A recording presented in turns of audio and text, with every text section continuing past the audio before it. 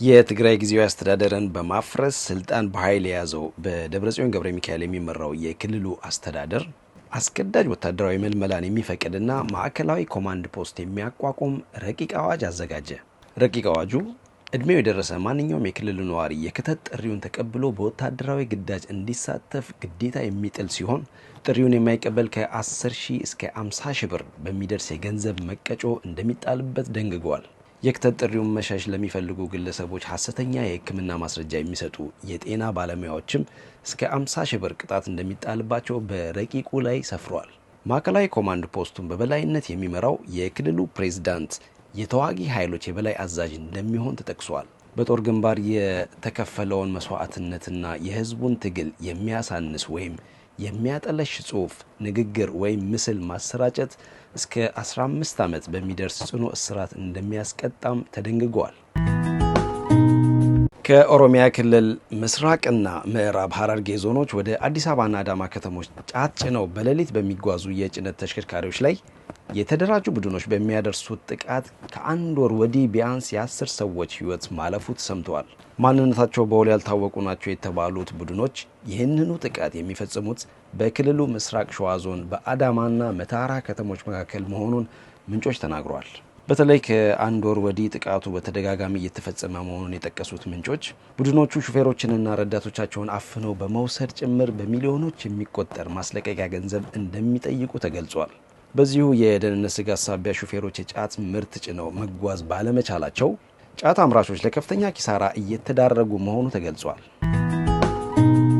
መንግስት ጥቅል ሀገራዊ ምርትን የሚለካበትን ስሌት ከቀጣዩ ዓመት ጀምሮ ለመቀየር መዘጋጀቱን ዋዜማ ካሰባሰበችው መረጃ ተረድታለች።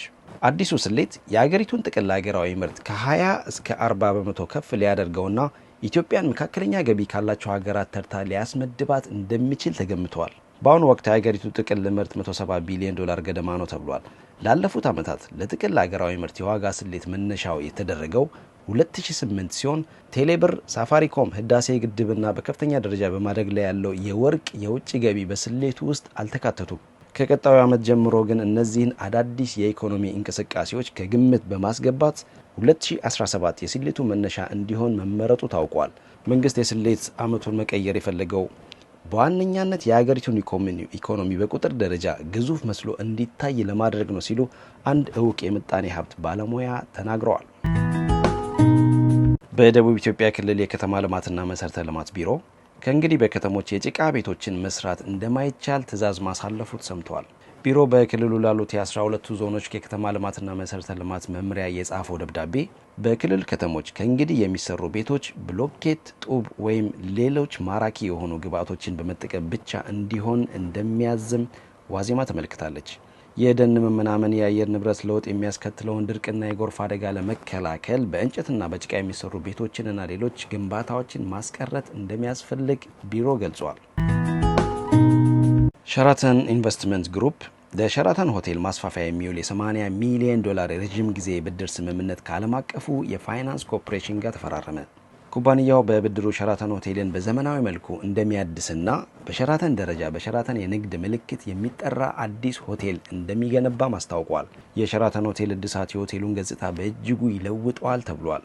ይህ አጋርነት የሀገሪቱን የሆቴልና መስተንግዶ ዘርፍ ለማዘመንና ቀጣይነት ያለው የስራ ዕድል ፈጠራን በማጠናከር ረገድ ከፍተኛ ሚና እንደሚጫወት የሁለቱ ኩባንያዎች ኃላፊዎች መናገራቸውን ሚድሮክ ባሰራጨው መረጃ ላይ ተመልክተዋል። የደቡብ አፍሪካው ስታንቢክ ባንክ በኢትዮጵያ በብቸኝነት በባለቤትነት የሚተዳደረውን ራሱን የቻለ ባንክ ለማቋቋም እያሰበ መሆኑ ተሰማ።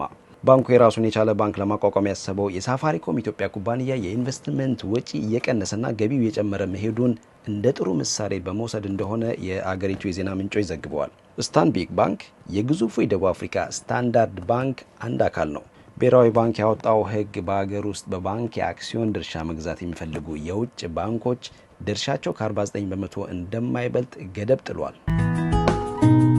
ሂዩማን ራይትስ ዋች የአሜሪካ መንግስት ኢትዮጵያን ጨምሮ ከተወሰኑ የአፍሪካ ሀገራት ጋር የተፈራረመቻቸው የጤና ስምምነቶች የህይወት አድን ድጋፎችን፣ ቁልፍ የጤና መረጃዎችን ለመድኃኒት አምራቾች ኩባንያዎች አሳልፎ ከመስጠት ጋር የሚያስተሳስሩ ናቸው በማለት ወቀሰ።